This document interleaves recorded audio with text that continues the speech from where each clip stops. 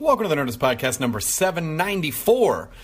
Let's go to the Nerdist Community Court Board. Lots of fun stuff going on. Jonathan Freeman writes, Las Vegas has a thriving local comedy scene. The open mics are supportive, well-attended, and fun.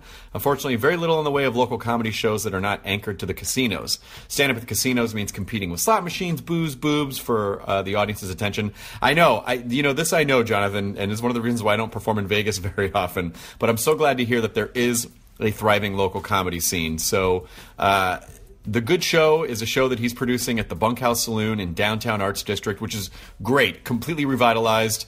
There's also a really cool arcade down there that it's like an arcade bar that you should go check out. Show dates for his show can be found at his Facebook page, which is facebook.com/bunkhouselv. BunkhouseLV. Then Marcelo Raphael writes, the Harry Potter Alliance turns fans into heroes. Our community of activists, nerds, and pop culture enthusiasts has tackled all kinds of important issues, from marriage equality to ethical cocoa sourcing. The Friends of the Operating Library fundraiser will be announcing their annual international book drive, Accio Books. This year they're working with Masaka HPA, that's our chapter in Uganda, to raise books for the Good Shepherd School in Masaka. They will send thousands of books to the school in order to stock its brand new library, and the campaign also supports 3 local U.S. events to advocate for increased support for public libraries. Previous Accio Books campaigns have raised over 250,000 books for communities in need, and they couldn't have done it without the generous support of their community. To find out more or donate, go to Indiegogo and search Apparating Library. This I saw on the Nerdist subreddit, which of course is just r/Nerdist. Hey, Nerdist people, my husband Jim Nyland is an avid consumer of comedy and nerdy things and a loyal listener to the Nerdist Podcast. Thank you, Jim. His 50th birthday is approaching March 29th, and I wonder if you could help me surprise him by shouting out to him on social media and or the podcast.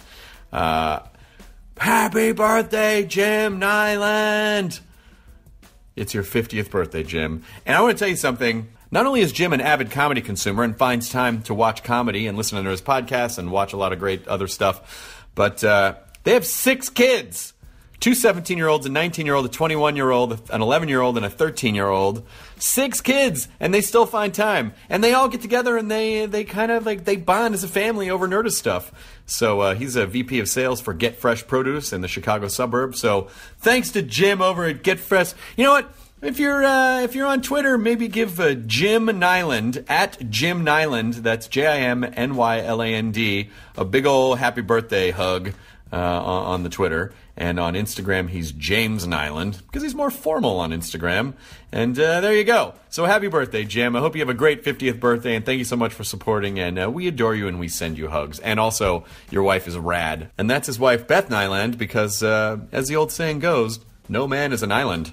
Huh? No man is a and his Beth is his... Oh, explaining the jokes is always the best part.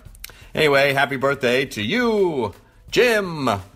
This episode is Reggie Watts. Reggie Watts, dear old friend who I've known for a very long time, since a lot of you were probably in grade school.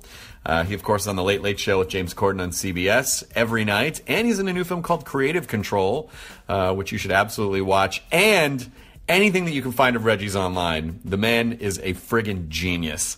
And not just a creative arts genius, he is a legitimate genius.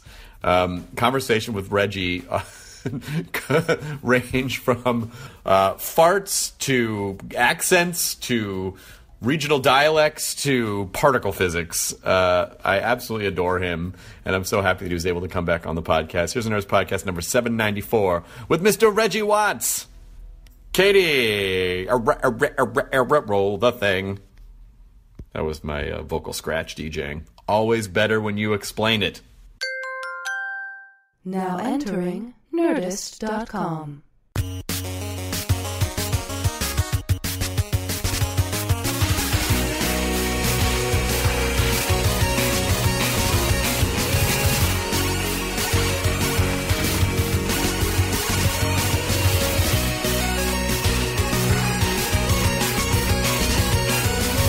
Thank you, Your Honor. So this is a quick summons. This is my client here. Has found that the process that we're running into is going to be delayed by 2 months, which isn't in the agreement, but we're hoping to get past that today. Why didn't you include that in your motion? Well, quite frankly, we weren't prepared, and as taking on the new client, I had to take over the paperwork from his prior representation, so that's why. he murdered the previous judge. Well, that's conjecture. Actually, I'll allow it. Just say random things. I'll allow it. Good. Okay. Case closed? Case closed. Guess. That's what judges say. To be honest, I'm not really a judge. I was just cleaning up the office, and you guys came in and sat down. I didn't even like the other guy. Hey, it was. You know what? It was practice. But it I was guess practice. since I'm in this chair, I get to make those determinations. So, yeah, go. You're free. That's how law works. Whatever that guy did, I'm sure he was a dick. Yeah. Oh my god.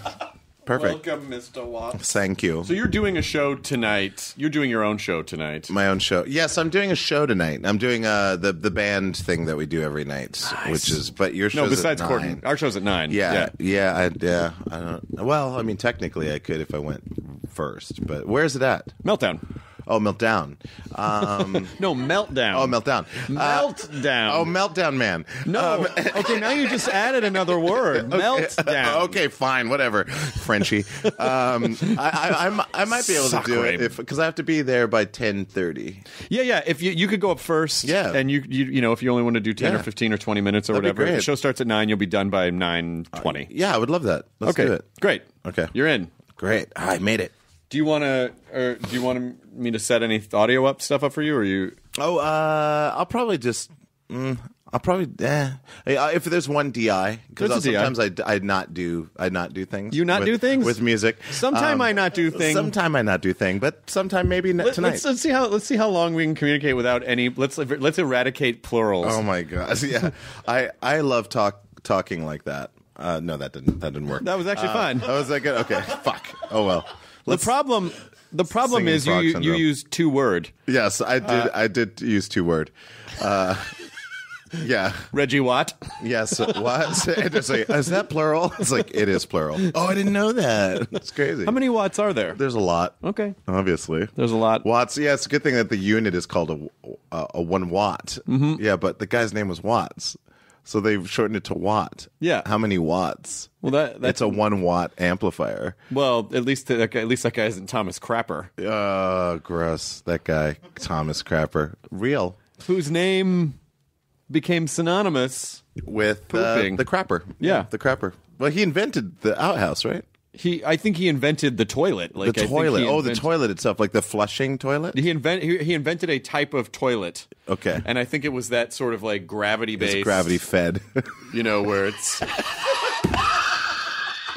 It's they're free-range toilets, gravity-fed. They're not kept in cages. Nope. They're not fed that synthetic gravity. So Synthetic Gravity is a great name for like a fucking trip hop band. Yeah, totally. It's like, oh, I love these guys. I love Synthetic Gravity. They're the best. We make our own gravity. Like, whoa, heavy.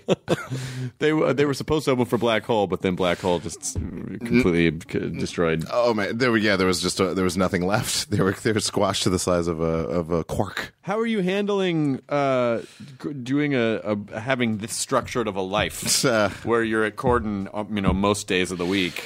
I would imagine 5 days a week. Yeah, 4 days. 4 days. Yeah, Crondon. But you still have to be there between. I do 2:30 and 6:30. That's not bad. No, it's not bad at all. I mean, anybody with a job, which is most people, will say, like, that's an amazing schedule. And it's true. But the regularity is a weird thing for me. It's weird to go, you know what, I'm going to go to New York. Oh, I only have 3 days. Yeah. Oh, yeah. So I'll have to, how do I maximize the time?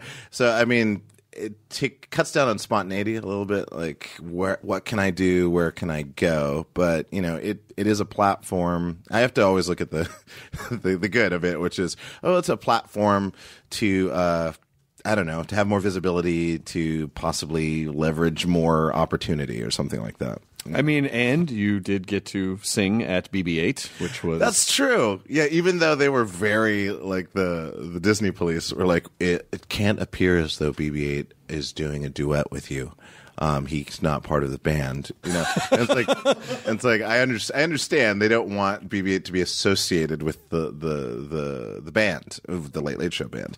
I get that. Did they think people were going to watch and go, oh, they added this soccer ball robot to the lineup? Totally, I don't know what he's playing, triangle, or he's playing sphere. It's so weird. He has a salad bowl on top of a bowl. I guess he's in the band because they didn't say he wasn't. He looks kind of familiar. Cute noises. Yeah, so there was like a lot of like going back and forth about what he could do and what he can't do. You know, a weird. Oh, it was an ant. So like, oh my god, it is a fucking flying ant. It's a flying ant. I don't know what you do. I guess you just let him do his thing. Should I? No, don't kill him. He's gonna be fine. Oh, there's a bunch of them. Oh, weird. Where are they? No, he's ant guy. You died on the way over here. It's like, oh shit, he is dead. That's what do you weird. want to do? Why? Is it a termite? That I don't know. If it's a termite, it should be destroyed. No, I think it's a flying ant who's trying to start a new colony. Yeah, get out of here. Go, fly. All right, Katie, you have to kill it. Did it do it? He's on the ground. He's fine. Just don't worry about him now. Once he's on the ground, that's it. I mean, we're moving out of here in a couple of weeks. If a colony of ants take over this room, it doesn't really affect us in any way. They're probably just scoping it out for their podcast. Yeah, the ants just looking for casting possibilities for some of the Disney Channel shows. Ant cast. Hi, we're ants. That's it. That's all they say. We're ants. Can you be a little more anti? Look, I just found a chemical trail. Bye. Okay. Got work to do. That's so weird. We referenced chemtrails in the meeting today at midnight. Oh, really? Yeah. Oh. You become a psychic when you do your weird ant character. Well, you know, I will go into ant mode next time I need to solve some crazy ineffable problem. Your voice, even singing the song at BB-8, who yes. I'm sorry, is he in the band? I wasn't clear on that. No, he's not. Okay. I mean, the idea is that, he's a friend. We met at the Critics' Choice Awards, and 'cause I took a picture with him, and I was like, hey, baby, and gave the puppeteer a little bit of a nudge. I don't think he got it, but I was just like, how is that operating by itself? I'm like standing next to him going, right. I wonder if someone's controlling it, that kind of a thing. And he was just like he was nonplussed. I'm controlling it. He was like, I'm controlling it. No, I know, but it's like when you're trying to get someone to... doing it though. When you're used to hanging out with comedians, but you realize the rest of the world doesn't yes and every bit. I know, totally. They're not like bitting each other. I'm the guy that does, and you're the. Anyways. And then you have to explain. See, I know. I thought it'd be funny if we just assumed that he was autonomous and not. I'm just controlling this puppet. I was like, okay. Bye. So the idea was like, we met at the thing, and we're friends, and we talked about doing something together, and that was kind of it. So we don't actually say anything about what the arrangement is. But anyways, they ended up just cutting it together, make it look like a duet. Anyways, so fine. It was. But fine. Your voice is amazing. Your voice is ridiculous. Oh man, it makes me angry how amazing your voice is. Thanks, man. Thank you. There's no wavering. Just like every fucking note is just like an Olympic landing. Bam. It's because I do so much talking with everything. Yes, but you have a great voice. But my voice is shredded all the time because I can't. I talk loudly all the time. And right. Did you ever like talk to vocal whatever coaches about like how you produce your tones? I went to a vocal coach before I shot my last special in 2012 because I was starting to lose my voice on the road. Yes, and I was very worried that I was going to lose my voice for the special because I was doing so many shows. And so he did. He taught me how to talk, and because I get so excitable when I talk that I tense up and I force air through my cords. Yeah. And so for like a week, I was doing stand up the way you're supposed to talk properly, and it was throwing me off. Oh, you were too conscious. It was throwing off my rhythm, the way I talk, and the rhythm of the joke. So I was like, well, I think I'm just going to be hoarse all the time. Yeah, or Captain Steroids. Yeah. You ever done that? One time, the weirdest. One time I had to do a show and they gave me these 3 little pills. Yeah. And it just like everything. It was weird. It wasn't that like it went numb. I just couldn't feel that I had a throat anymore. Yeah, that's what it is. And my doctor was like, it's not a good idea to do this very often. Mm-mm. So I did it one time. No, it's weird. I remember a friend of mine who had lost her voice. It was a long time ago, and she said, it's like you're driving a car, or like you're in a car but you're not driving it. Yeah, that's exactly what it feels like, because it doesn't feel connected to your body in a weird sort of way, but you're still producing sound. Yeah, it's like you're watching yourself produce sounds. You're like, where am I right now? I don't know if people realize, like, it's not that you're not doing damage. It just makes it so that you can't feel that you're doing horrible damage. Yeah, so that's why it's bad. Yeah, it reduces that. It's like it's all inflammation. So it's like the steroid reduces the inflammation, but it feels weird because it's artificially getting rid of your inflammation, so you can like temporarily, for a moment, have your voice back. How do you maintain yours? You just sing all the time, so your voice is. Yeah, I sing all the time. Like I was worried in the beginning because I was doing every Tuesday night at El Cid, and with the band, with the Late Late Show band, and we were just doing improv for like 2 hours straight, and I was worried about, fucking my voice up, but like it was fine. It was, I would get hoarse the next day, but I would notice that as long as I didn't smoke weed, as long as I just treated myself well, like as though I were kind of like an athlete. I didn't warm up or anything like that, but I'm singing at the Late Late Show anyways, and I'm always singing throughout the day. So I feel like I keep myself naturally warmed up. Yeah. And then when I do these big shows, I just try to be conscious of not pushing my voice too much. Did you stop smoking and did you just switch to edible? I mean, I'm primarily an edible guy anyways. So the smoking was just like, it's a social thing. You're backstage and the band's like, hey man, we're going to have a great show tonight. Hey, this is strawberry, and I'm like, how can I not have strawberry? Smells like strawberry. You could just eat a strawberry. I know, but this is a new way to enjoy strawberry. So cool, strawberry. Yeah, I don't know. I mean, I try, and now I just try to, like, there's this marijuana soft drink that you ran into it at the Riot Fest. It was Sprig. Oh, I didn't know that's what that was. I'm glad I didn't drink it. Oh, that would have ruined my sobriety. Do not drink an really entire weird. Can. Don't drink an entire can. Oh my god, that's sort of the problem with legalizing marijuana, is it just like sneaks into shit. I know. You're like, is this marijuana? It's pretty soon people are gonna have marijuana paranoia. They're like, is this? I can't eat anything. It's a new eating disorder. Well, at that point, I might as well just eat it, because I would get the paranoia if I ate it. So if I'm gonna have it when I'm not eating it, I might as well just get it both ways. California, man. Is everything is marijuana now? Yeah. I think I remember we were at, this might have been like in Vancouver. It was Vancouver because it was Canada, and you had gone to some super high-end edible chocolate the lady. shop. Yeah, the lady. Yeah. Yeah, and so we were about to fly out. We were like an hour away from leaving for the airport, and we were at a diner, and you had these 2 hunks of marijuana chocolate, and you were like, fuck it. So you got hot water and just melted it into the hot water and drank it like that. That's right. Because you couldn't leave with it. Yeah, that's right. You smuggled it in your blood. Yes, that's right. Yeah, just temporarily. And then I get an entire like transfusion, and then they pull it out. Do you? I assume. I'm a mule. I assume. Blood mule. I take a special chemical so it doesn't actually get absorbed into my body. A blood mule sounds like a weird Airbender character. Oh yeah, blood mule. I'm a blood mule. I am the blood mule, level 5.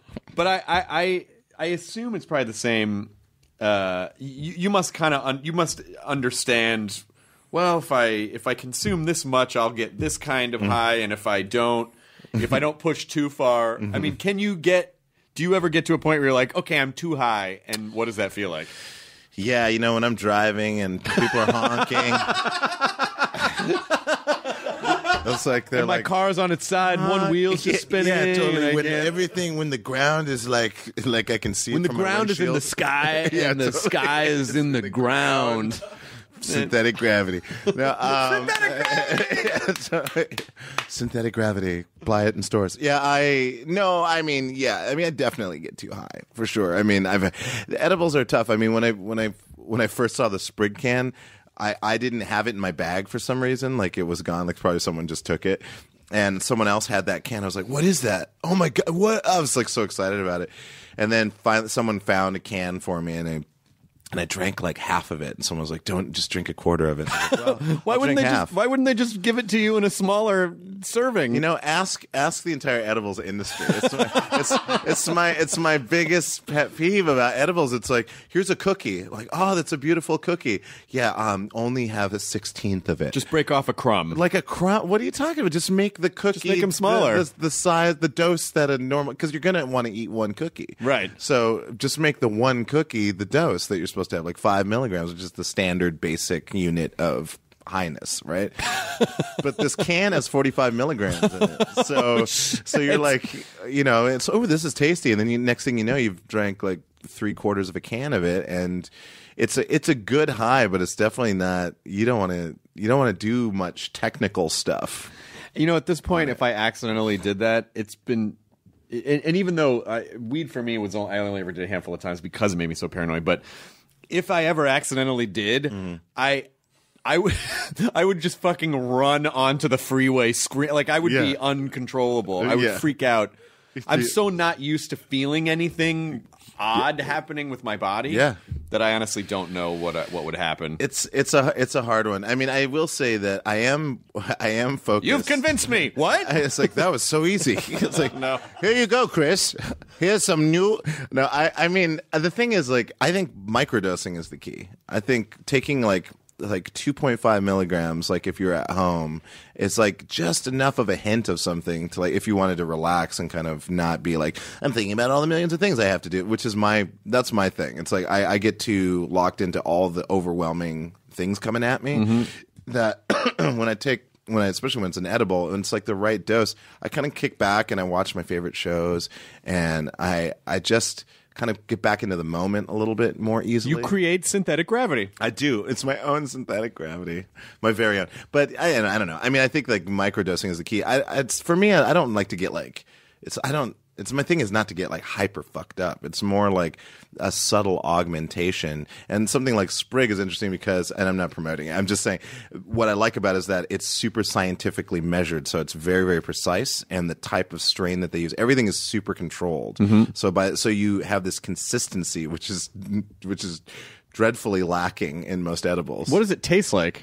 It's kind of grapefruity, like a effervescent grapefruit with a tinge of, you can definitely taste a little bit of weed in it.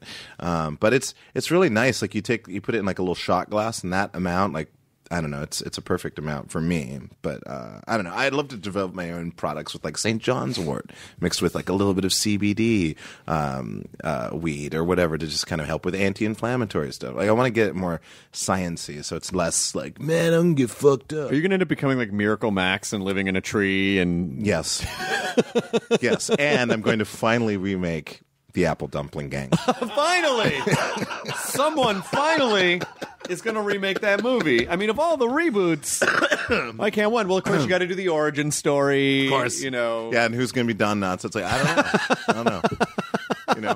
Who is today's Don Knotts? I don't know who Don Knotts. I don't know who our Don Knotts is. Oh, could be Jack McBrayer. Oh, that could be it. Yes, because he's got the accent. He's got a little bit of this. He gets more. If he got more animated, a little bit more animated, yeah, he could do it. That would be it. He's really funny. I love Jack. He's amazing.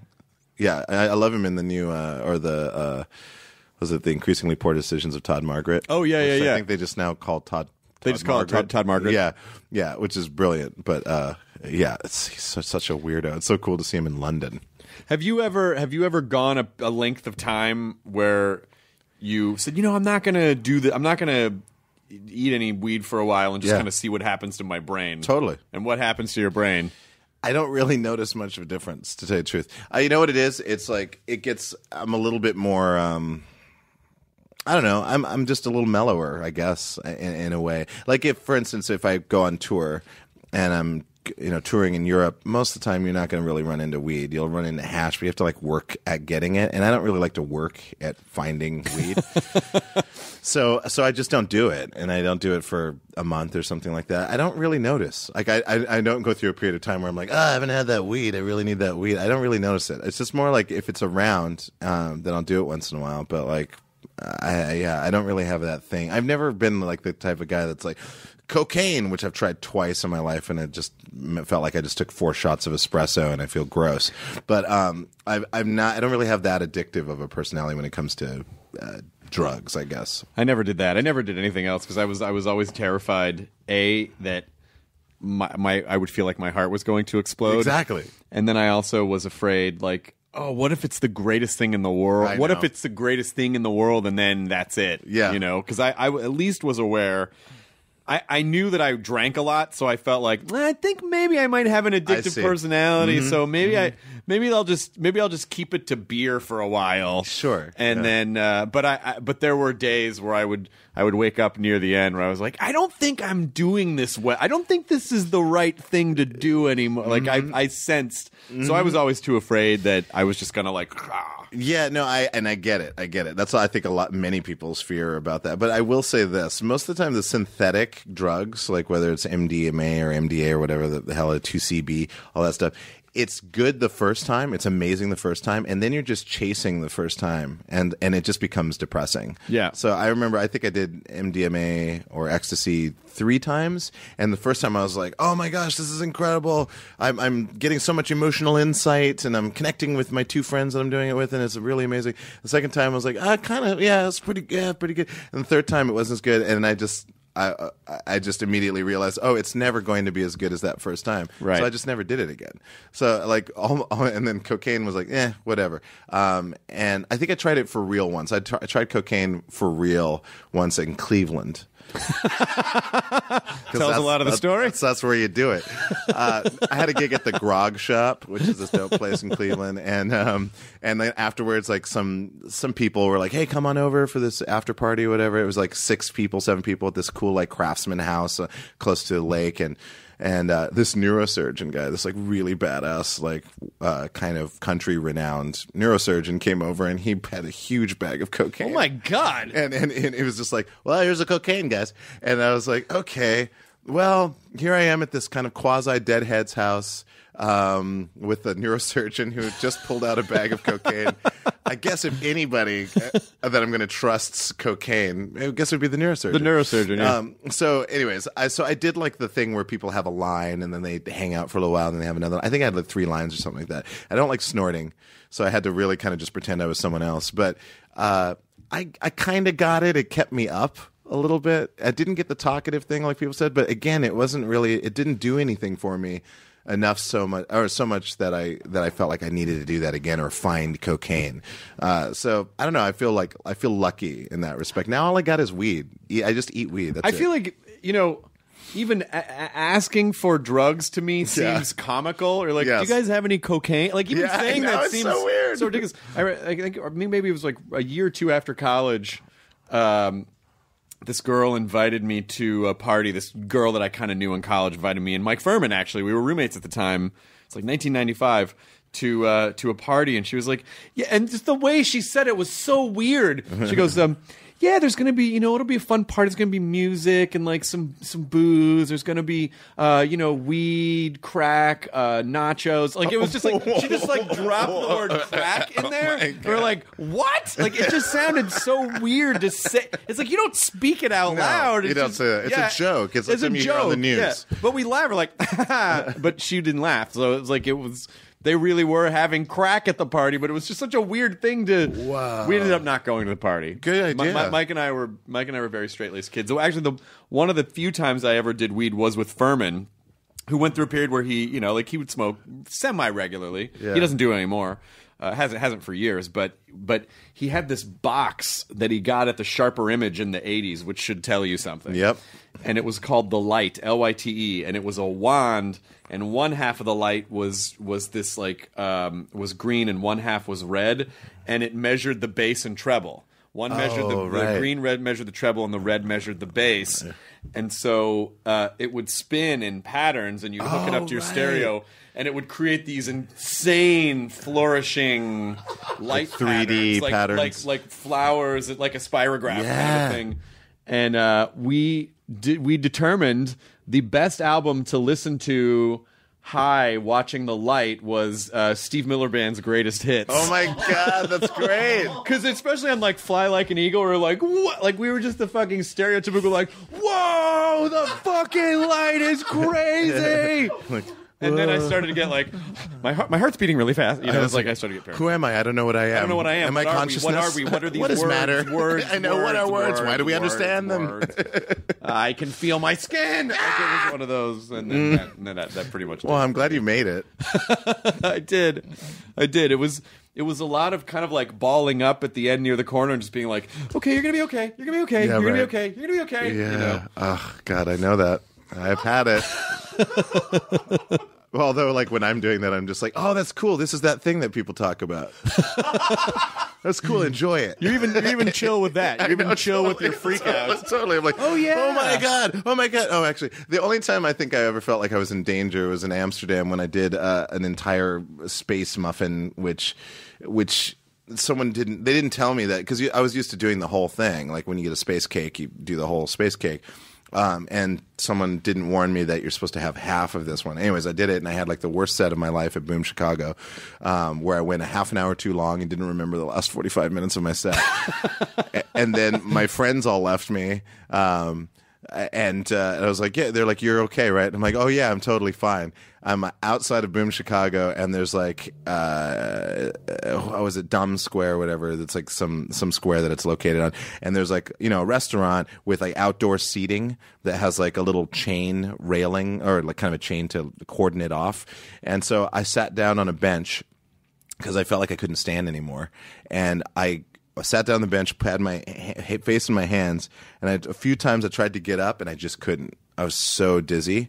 I just felt sick, and I just kind of sat there. So I just sat there for like an hour and a half. The lady came out from the restaurant, closed the shop, and then raised the chain of the fence to be higher or whatever, to say like we're closed or whatever. And so she just left me there, and I was there.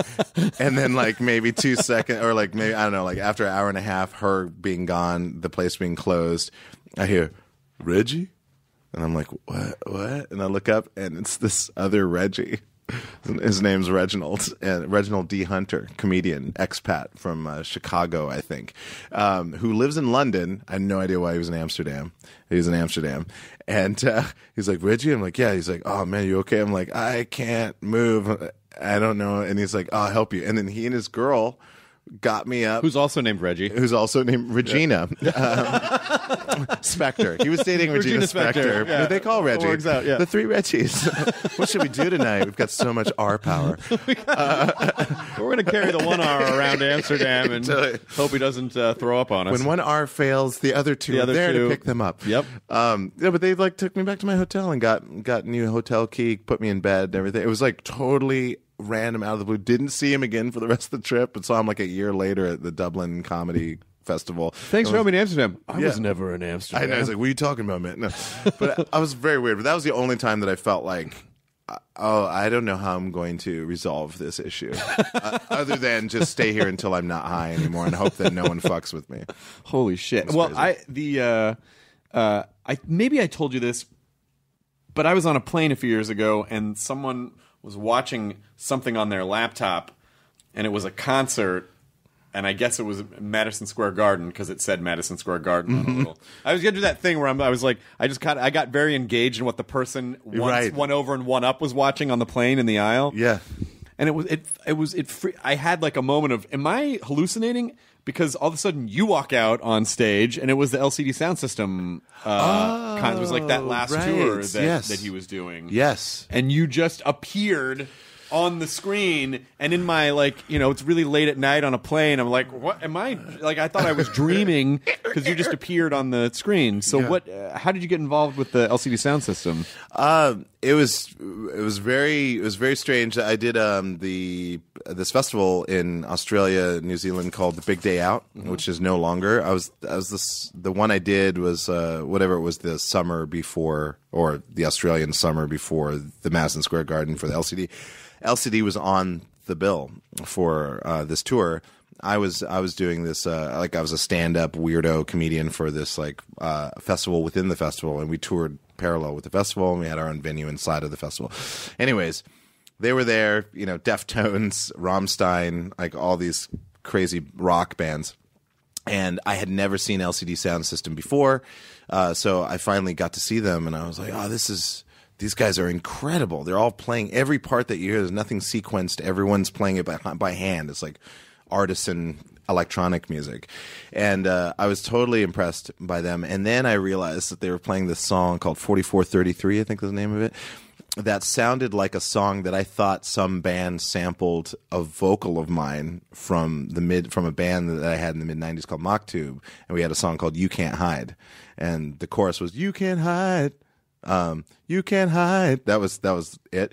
And so when I'd be out in Williamsburg and I'd hear like this song come on the speaker, I was like, what? Did this band sample me and kind of tune it down a little bit? I don't know. And then I gave that up. And then I realized it was LCD that was singing that song. And I didn't say anything about it. I was like, oh, that's crazy. I just noted it. I watched them 5 more times in all the cities that they played in. Afterwards, I had some nice conversations with Nancy, his right-hand man, and Murphy, and so like we talked, blah blah blah. Then then that was over. I was going back to New York, and then I heard, oh, they're playing their last show at Madison Square Garden, and then I immediately thought, okay, I have some friends at DFA. I'm gonna try to see if I can get some tickets to go see them. And then I heard about the thing where the scalpers bought up all the tickets, and they were like, okay, fuck you, scalpers. We were adding 4 shows at Terminal 5, and they're going to be free to devalue the tickets that the scalpers. That's awesome. And so it's great. It's a Rolling Stones trick. And I was like, oh, that's great. Then I get an email from Nancy saying like, hey, do you want to play with us at Madison Square Garden? I was like, are you fucking kidding me? And I was like, yeah, of course. I would love that. That's even better than getting tickets. And we still got to buy the tickets though. Yeah, it's just like, sorry, man, you still have to buy the tickets and you have to buy a specific pair of shoes. What? Okay. But like, yeah, so then I show up at the rehearsal space and, okay, what do you guys want me to do? And this is like totally crazy synchronicity. They want me to sing the You Can't Hide part in 4433, and there's 4 vocal parts, so I could have done any of the other ones, but that's the specific one they wanted me to do. And then I pulled up the song on my phone. I was like, listen to this, and everyone, the whole band listened, and everyone was like kind of silent for a second. They were like, that's really weird. And everyone was like, that's very weird, but that's the part I ended up singing. So in that, so it was a complete coincidence, total coincidence. You don't think it's possible that it just like one of them, maybe Murphy, heard it somewhere and it just got stuck in his brain and he didn't realize? It's possible, but I mean, Mock-Tube was such a regional, it was a Northwest band. It didn't really have much exposure out East, and he's like I think he's an East Coast guy or Midwest East Coast guy. I don't know how he would have heard that. I mean, I don't know. I played it for him. I think he would have thought, he would have been like, oh, I listened to Mock-Tube or something, but no one... And there wasn't like a look of like, well, I'm not going to tell him that I knew about. It was just, It was just an honest like, that's crazy. You can't, and it's the same notes. You can't hide, and then their version is your love away from me, world. You can't hide. That was it. And mine was like, you can't hide. You can't hide. It's just very, very, very, very bizarre. But anyways, that's how it came about. We were like on tour, we kind of connected, and he's a fan of comedy. He's like a huge comedy fan, so he liked my comedy, and we got along. So that's how it happened. What are your stage shows like now? I mean, just seeing, so one of the most fun things that I've ever gotten to do was that tour we did in like 2004. I know, right? We toured. I'm not telling you this because you know this. I'm just telling you. Mike Furman and I were doing Hard and Firm, and we paired up with you because you were kind of a fresh transplant to L.A. at that point, I think, or you were just popping up around L.A. I was popping up around L.A. Yeah, as I saw you the first time at UCB, and we did a tour of the West Coast to almost literally no one. Yes. That's right. We did some really amazing venues like the Triple Door, and then we did some smaller bar venues and to almost no one. Yeah. And it was so much fun because none of us were doing anything that had any exposure at the time. Yeah. So there was no way to get, like, I don't even know how people would have known to come out and see us. I know. No podcast. This was kind of a pre-social media era. There couldn't tweet it out. It was just like, no podcasts, no anything. It was just all like old school local promotion, and in each of the cities, the people were like, "No, thank you." But no fancy shows for us, thank you. But it was so much fun because our approach was, our songs were sort of like sketches in that they were built, and that's what they were every time. And your show changed.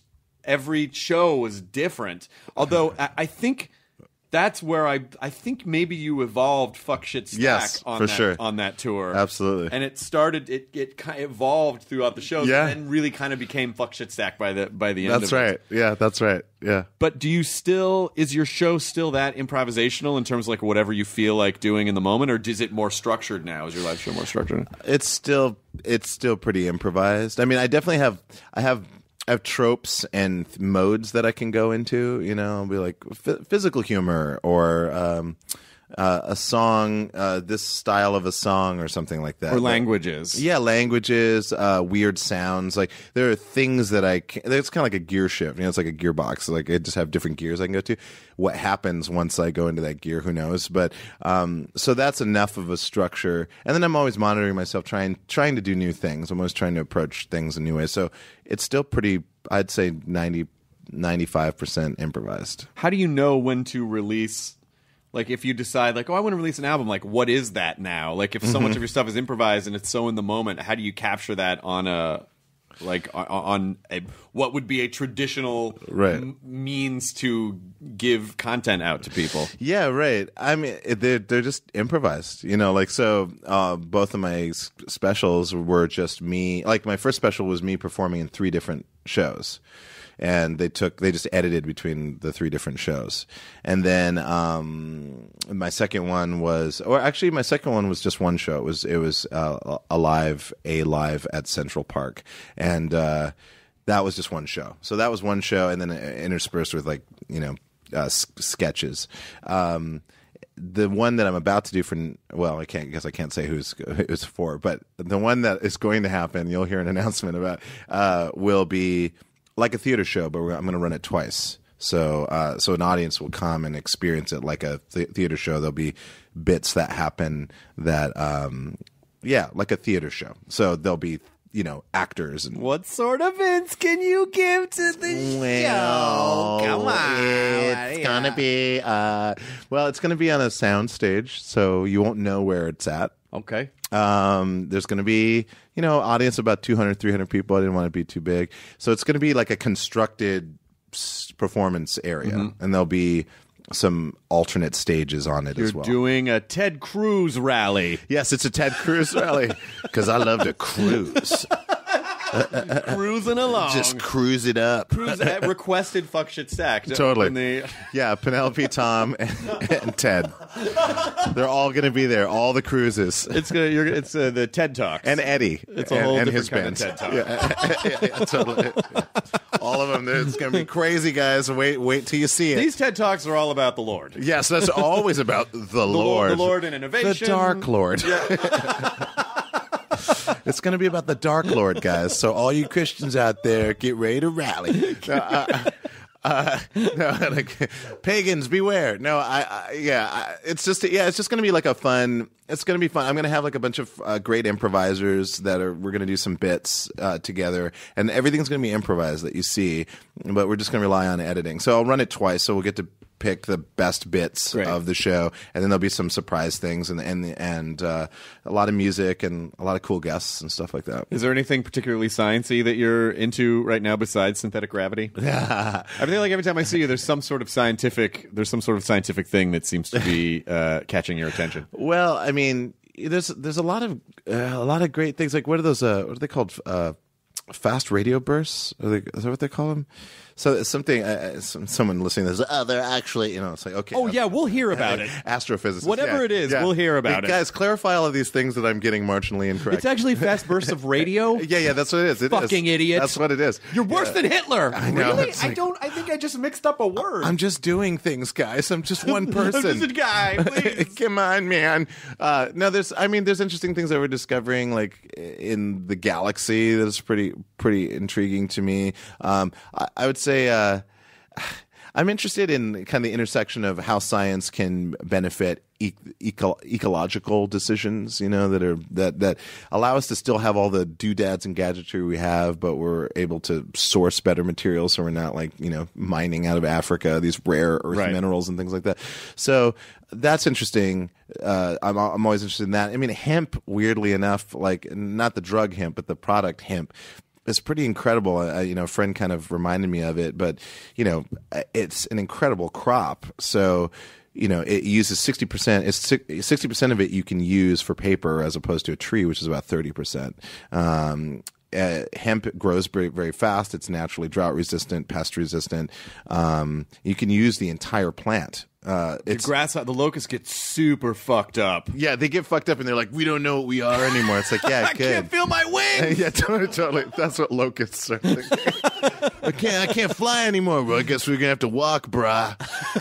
And then they forget to eat and they just starve to death. This high dude bro locust. Yeah, totally. We are all Reggie. Small hats. I'm down. I'm down with science. I'm down with science. Using science in a responsible manner. It's. I think it's possible. I think the internet is kind of evolving in an interesting way. I think it's a neural network that we're creating as biological entities. We're creating an external neural network. And are you a Kurzweilian subscriber? Like Singularian? Yes. Not so much. I think that he's right about the technology that we're creating will become a little bit more biologically adaptive. I think that will happen. I don't think we're going to. I don't think like implants, like becoming machines, like by placing machines within our bodies. I just don't think that that's necessary. I think that we'll develop different relationships to technology. I can imagine at some point someone being able to make you feel as though you were in a telepresence robot. So you're in Tokyo and you're like, oh, I feel like I really am in Tokyo. I can feel the breeze on my skin. But we have a way of transmitting the sensations from thousands and thousands of miles away. So I imagine that could happen. But I just don't think we need to I need a cybernetic arm, unless you lost an arm and you need a right. But people electively putting microchips under their skin. I mean, there'll always be some cyber geeks that want to do that, and they'll do it, and it's fine, it's great. But I just don't. I think the technology, hopefully, is going to get better in the user interface department. It definitely has to get better in the user interface, just in terms of being. Because it's so funny, as technologically advanced as we feel like we are, we're still interfaced with machines the way machines would interface with. Exactly. We're still hunched over. Yes. I know they keep, this idea of wearable, there's going to be some sort of, there's going to be wearable reality. technology, there's going to be wearable, but so many things have to fall into place for that to become, to be adopted by people. Yeah. And I just don't know, I don't know when that's going to happen. Well, I mean, when I use my iPhone, every time I use my iPhone or my Apple Watch, I'm like, how many times did I have to press that button before it registered? That right. The error rate that we put up with in our daily technology, we would never put up with anything else. A light switch, if the light switch didn't turn on, it worked 7 times out of 10, we would call someone to fix it. But with a phone, there's nothing you can do. You have to rely on people to do the software firmware update. The firmware updates to me is so funny because obviously it's very difficult to see how a technology or a software product is going to handle, because they can't test it with billions of people. I know. Yeah. So it's we're buying products that are still being tested. Yes. And it is you wouldn't buy a car and be like, well, it's going to break down every time you turn the right blinker on, but they're going to send an update, and then I'll be like, you would never tolerate that from any other. Yeah. 4. It works 3 out of 5 times. We just don't. I every time I'm always like, okay, well, I press the icon, and then it's an animated expansion into the Apple app. It's first of all, get rid of the fucking animated expansion. Just make it. And I understand they're buying time for the program to load, and I get that. But technology should just be boom, boom, boom. It should be so fast and so intuitive that we just swim through the things that we want to do, and then we put our technology away. I want technology to get the fuck out of the way. It's it's ruling. We're basically repair technicians. We're walking IT people constantly. Oh, well, my Bluetooth, it's not connecting anymore. Let me go into my settings, turn off Bluetooth. No, wait a minute. Let me. I'm going to have to reset the phone. You're going to do a reset. All that crap, and then people walking around hunched over, looking at phones. It's so inelegant, and we're in an interesting phase. There's a crossover point. I did try the Meta 2s, the augmented reality, interactive augmented reality display system. I think that's promising because. it frees up your hands, and you're able to see graphical information just overlaid in your everyday world. It'll present a new set of problems. And actually, the movie that is out now, Creative Control, that I'm in. That's the movie that you're in. Yes, and that addresses that issue in an interesting way that probably will happen. But if you keep yourself in a tool mindset, productivity mindset, I think it will be an interesting way to interact with technology, because then your hands are free and you're just seeing things and using intuitive gestures to initiate things, as opposed to, oh, okay, here's an app. I'm so tired of like squares within squares within squares. It's so primitive to me. Like, I feel like our technology is so primitive. You don't like the idea of digital nesting? No, not so much. There's another one. Here's another one, and there's another one. It's so tiny.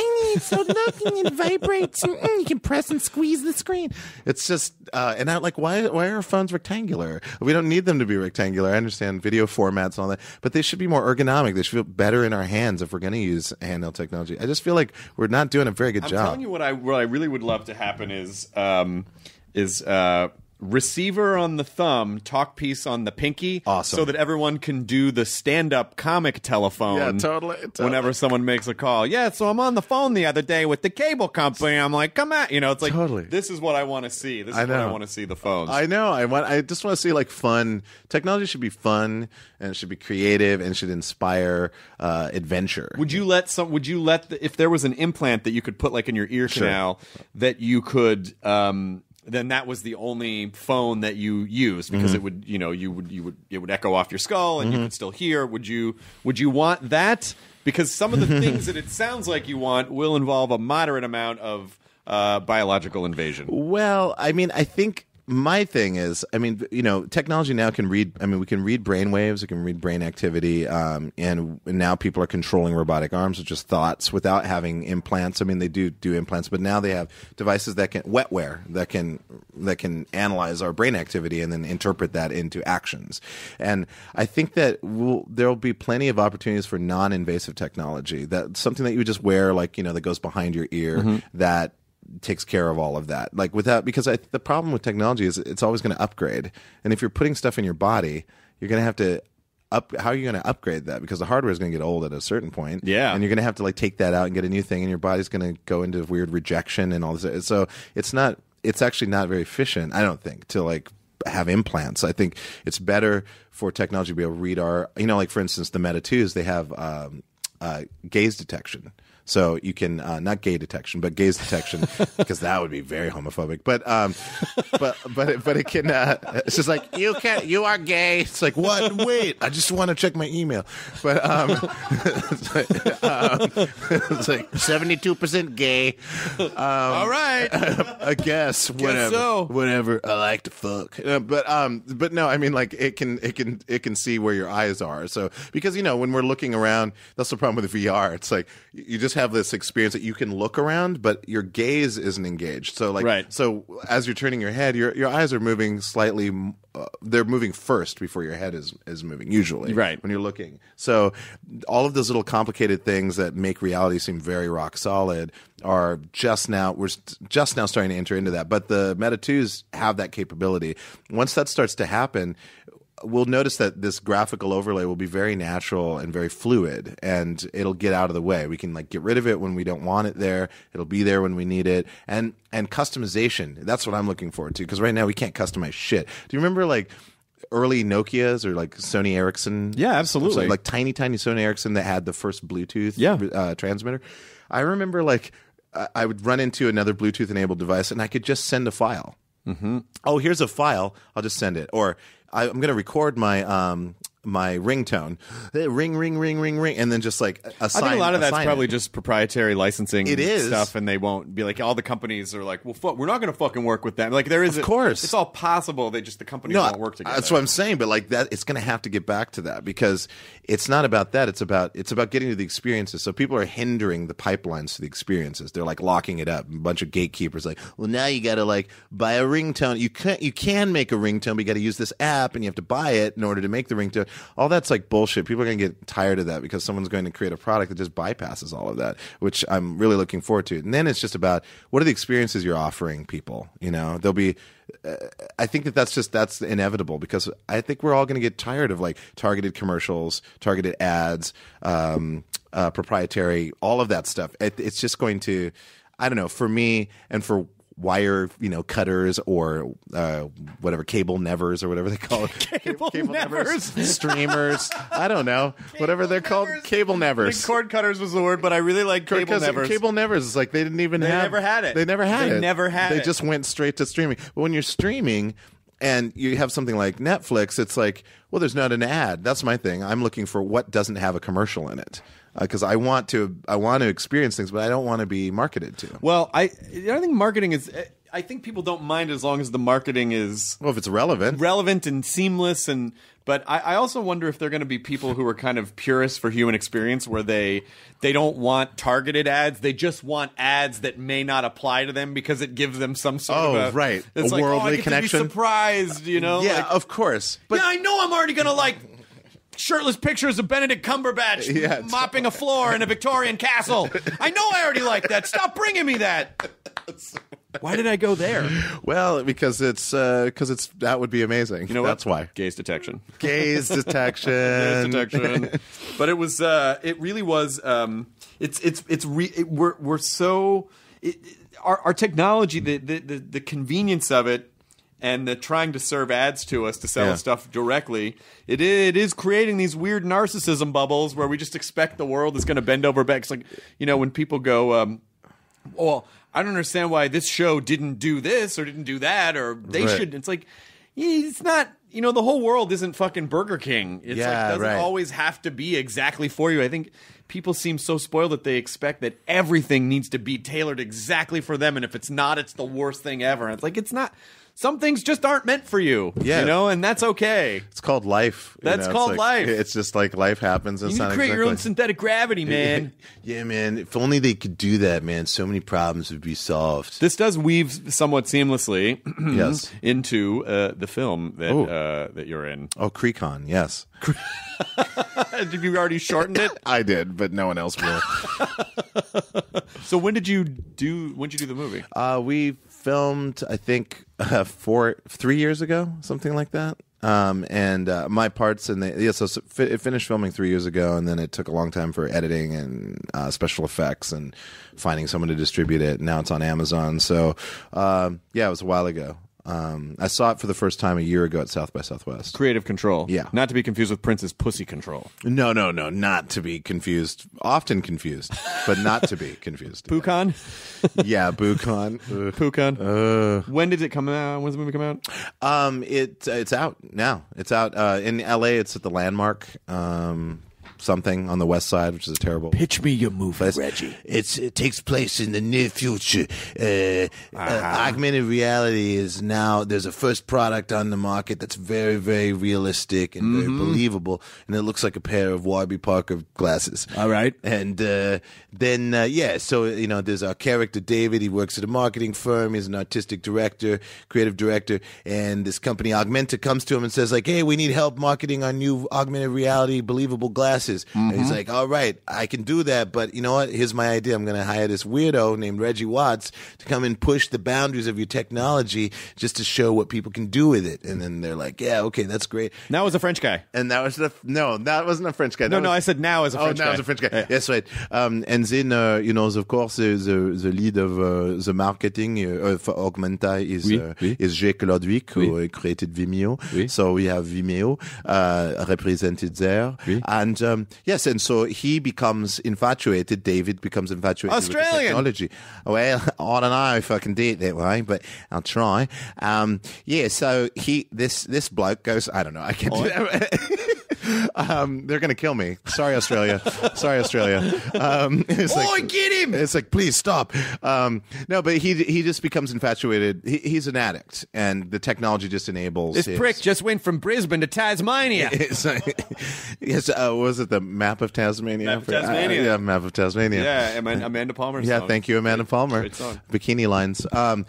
Basically he uses the technology in a very weird science kind of a way of like constructing his own perfect woman that he has a relationship with, and it kind of goes awry. It's just a composite that he falls in love with, but he's also an addict, and it just kind of shows you, like, when given an opportunity to, like, experience something great or to become involved in something potentially life-changing, people tend to pick the dumbest option, which is porn or some kind of a control, an addictive control. And so that's what he ends up using the technology for. And it's just like this beautiful downward spiral that you see him go into.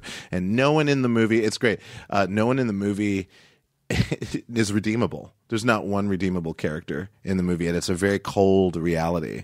And I think a lot of people misunderstood. Like, they're like, well, it's just a cold reality. I don't get it. It's like, no, it's the commenting on what could be in the future, which is this aesthetic bohemian existence, you know, that everyone's trying to buy into a high-end advertising lifestyle, and this technology kind of insulates us and kind of perpetuates our vision of ourselves. But it's very aesthetic, it's very surface, and seeing people addicted and self-absorbed living in these glass towers, it's really just a comment on where we're headed, you know. And that when I came out of that movie and I saw everybody walking down the street hunched over looking at their phones all the time, which I do and all of us do, and like always a phone in the hand, phone looking down at the phone all the time, I was like, it's happening. Like, there is a version of that happening.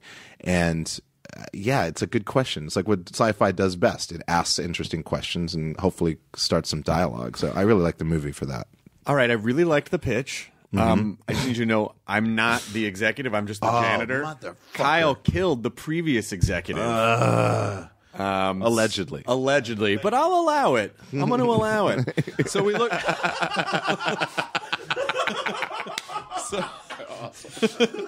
You got to wrap it all up. Yeah, totally. It's good. But I do look forward to the day where people are not hunched over their phones. I know. They are looking at augmented reality, so everyone is looking just past your head. Yes.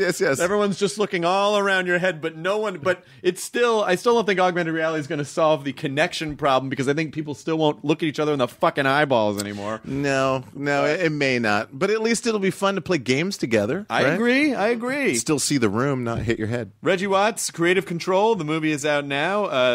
The Late Late Show with James Corden, Monday through Friday. Monday through Friday, I think. Yeah, you do 2 shows Thursday, right? Yeah. That's how it works. Something like that. You know I adore you, and I will always do anything for you. So please, you can take Kyle home if you want. In fact, I wish you would. Take Kyle home contest. I won it. Yeah. No, thanks for inviting me. Anytime you have anything at all to do, I'm always there for you. Excellent, man. Enjoy your burrito, everyone. Enjoy. You should tell people to enjoy their burrito. Hey, guys, enjoy your burritos. Now, British. Hello, everyone. Please do enjoy and imbibe in burritos. French again? Hello, everyone. Please do not eat burritos. They are disgusting. Other countries where I would have you do voices that don't seem racist. I would. Oh yeah, just general kind of European guy. Yeah. Say, hey guys, how are you? It's cool. Hey, it's cool to eat burritos, guys. Come on. I did the burrito in Ibiza one time. Oh, that's so wonderful, burrito. It's so rhyme with pizza. It does not actually rhyme. No, it does not. That was not that. No, it does not. I'm sorry. I'm sorry. I don't appreciate it. I am from Mykonos. You cannot. I don't know who I am anymore. That's the truest thing you've said, man. What? I don't know who I am. Hey, stay tuned for Apple Dumpling Gang.